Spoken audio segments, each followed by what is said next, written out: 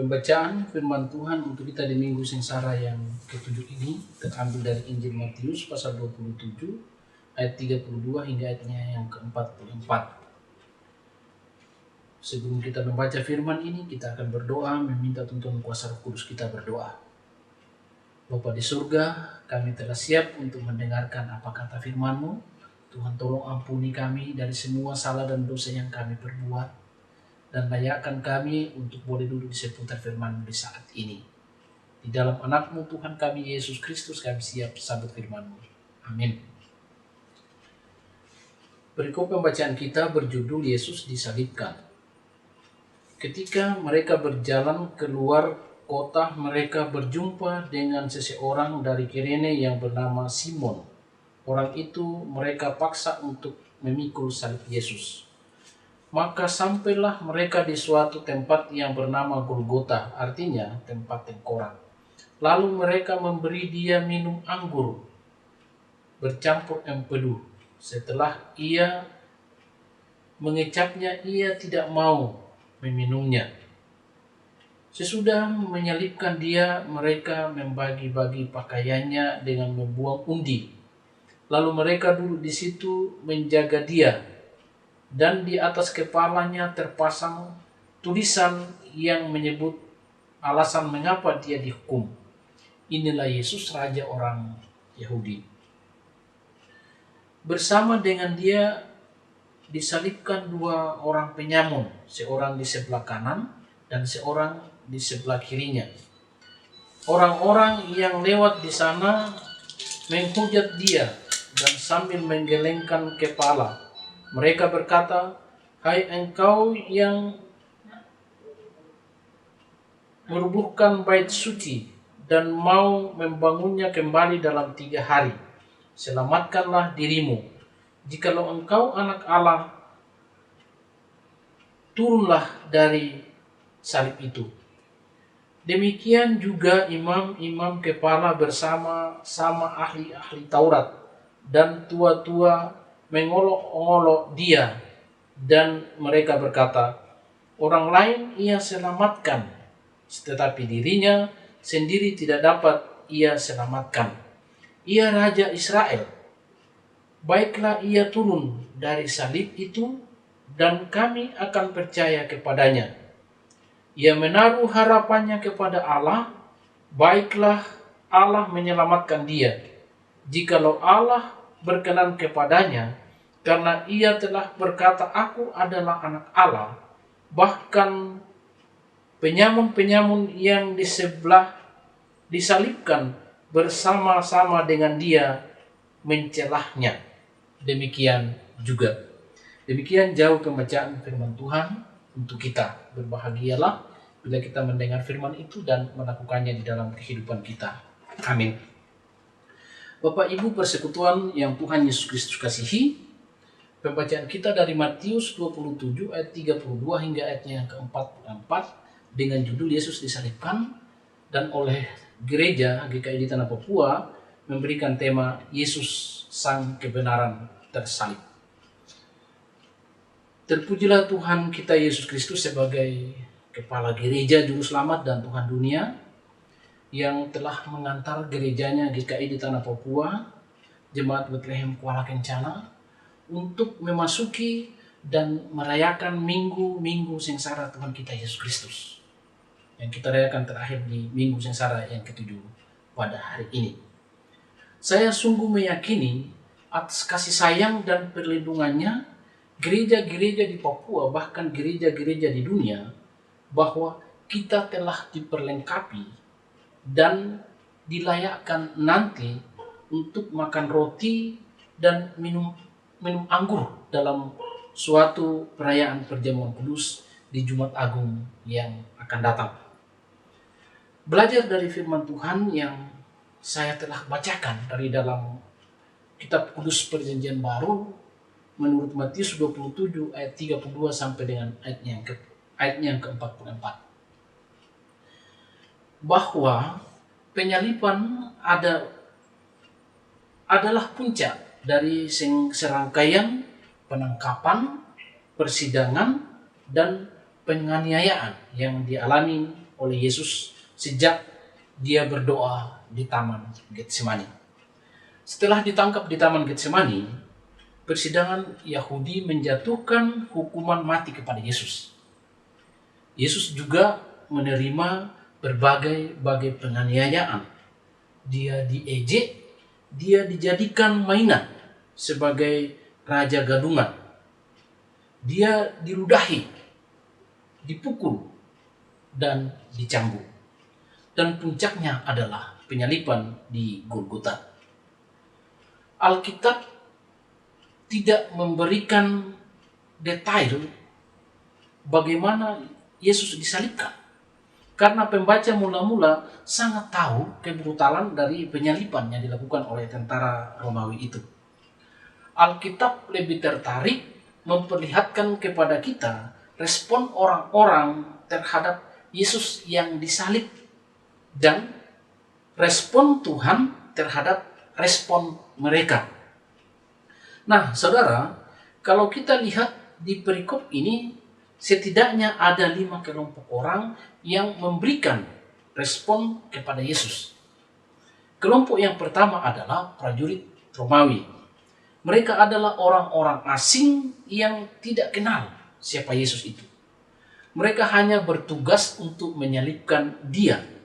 Apa yang mereka lakukan kepada Yesus sebenarnya tidaklah terlalu istimewa, karena mereka juga sudah biasa melakukan hal yang mirip kepada orang lain yang pernah juga mengalami disalib.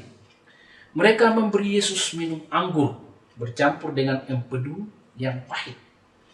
Lalu mereka membuang undi untuk membagi baju Yesus dan duduk mengawasinya. Mereka memasang tulisan di atas salib dengan nada menghina. Inilah raja orang Yahudi.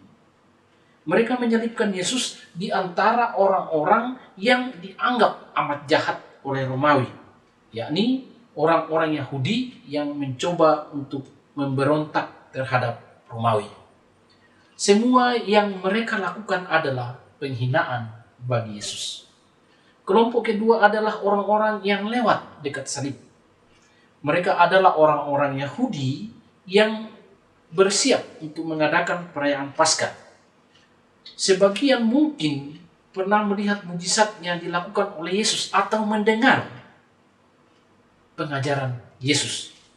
Sebagian lagi mungkin pernah berteriak Hosiana ketika Yesus memasuki Yerusalem sambil menaiki keledai. Mereka adalah orang-orang awam yang hanya tahu serba sedikit tentang Yesus, sambil menggelengkan kepala satu sama yang lain.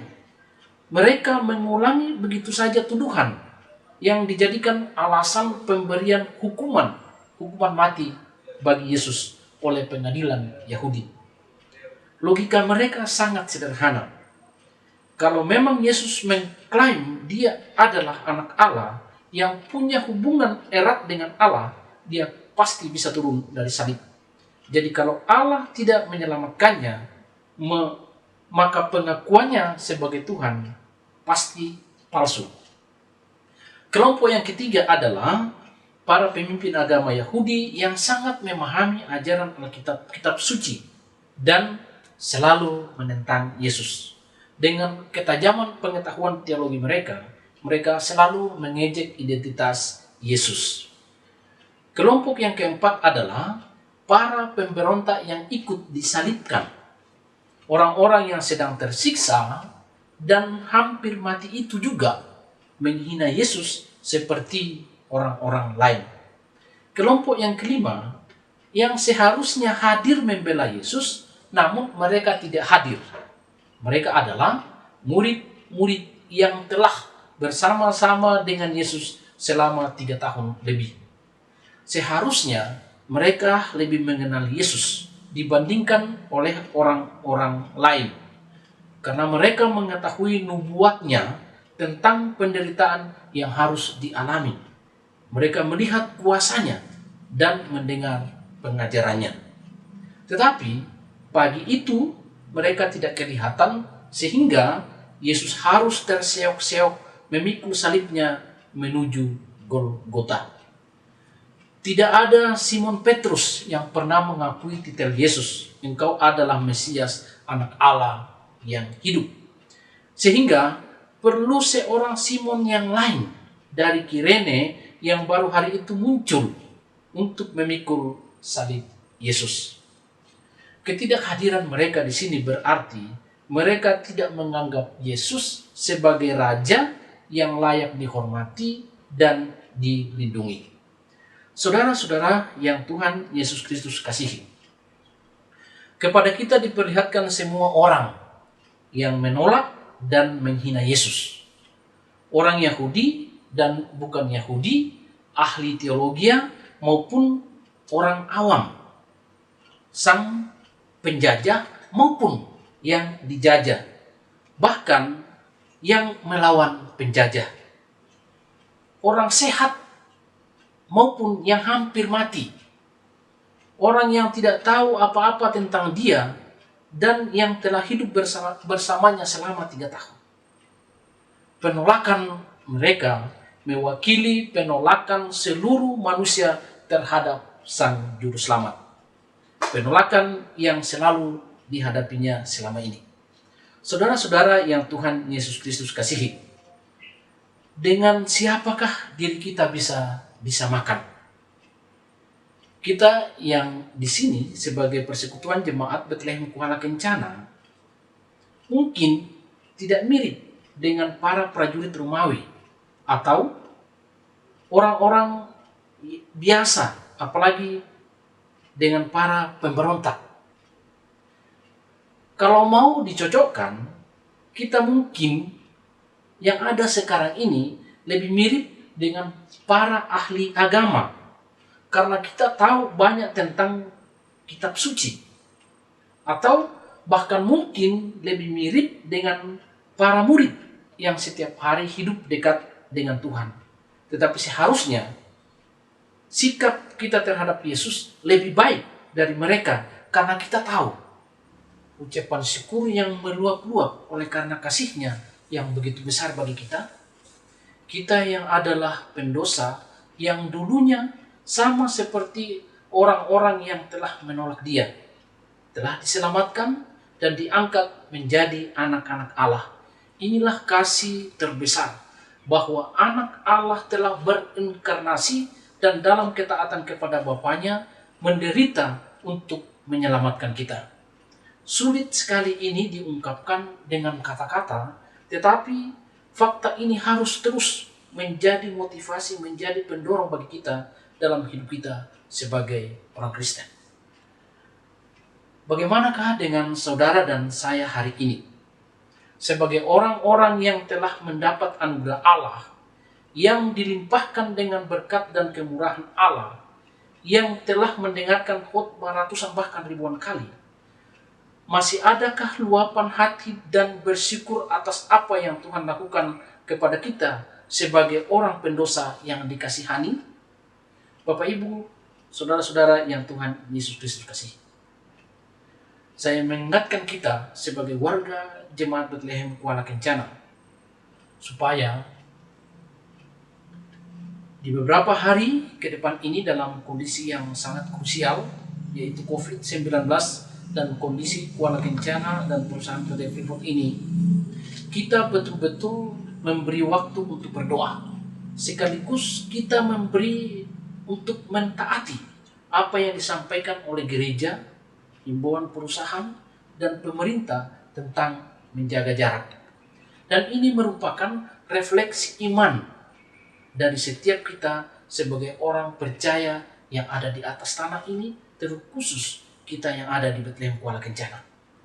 Sambil kita menghayati firman yang kita renungkan di Minggu Sengsara yang terakhir ini, kita merealisasikan semua itu melalui kita belajar dari rumah, bekerja dari rumah, dan beribadah dari rumah.